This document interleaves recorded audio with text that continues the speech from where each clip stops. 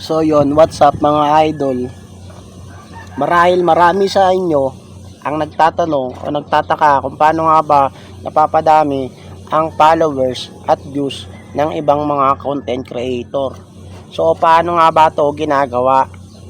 So disclaimer lamang po, ito pong video na ito ay hindi po effective sa lahat ng FB page or FB profile. So, dahil nga po ang ibang account po natin, ang account po nila ay meron pong violation or not recommendable at saka po kaya page suspended. So, hindi po sa kanila effective tong tips na sasabihin ko sa inyo mga idol. So, paano nga ba ito ginagawa? So, unang-una po natin gagawin mga idol, kung napapansin nyo, lagi pinapaalala ni Facebook sa atin na gumawa tayo ng sarili nating original content. So, una natin gagawin ay gumawa tayo ng sarili nating content mga idol.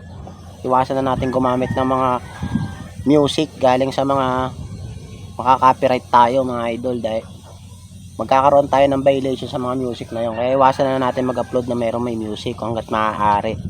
So, pag nakapagawa na tayo ng original content natin, i-upload natin ito sa ating account. So, pag na-upload na natin ito, may magko-comment dyan mga idol. Replyan nyo yon isa-isa.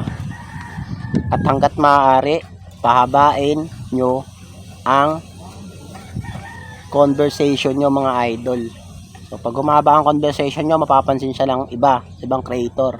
So, hindi lang views ang dumadami sa'yo, maging followers. So, pag dumami ang followers at views mo, mapapansin ka ni algorithm. So, habang dahan-dahang tumataas ang views mo, napapansin ka ni algorithm. Dahil, pinapatuloy mo ang mga payo ni algorithm. So, itong tips ko na to ay nakita ko lamang din po sa message sa akin ni Facebook. So, sa notification na galing kay Facebook mga idol at sa mga nababasa ko tungkol kay Facebook. So, hindi po ito haka-haka. So, pagpatuloy mo lang ang mga pag-upload ng original content, mag-reply ka sa mga nagko-comment at sabayan mo na rin ang pagbisita sa kanilang FB page yan. Mag-comment ka din sa kanila at ang yun ang tawag na engagement.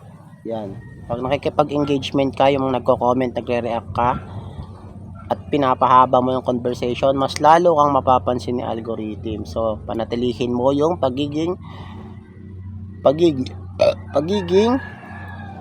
consistent mo sa paggawa ng pag-upload ng sarili mong content. So, yun lamang po for today's video.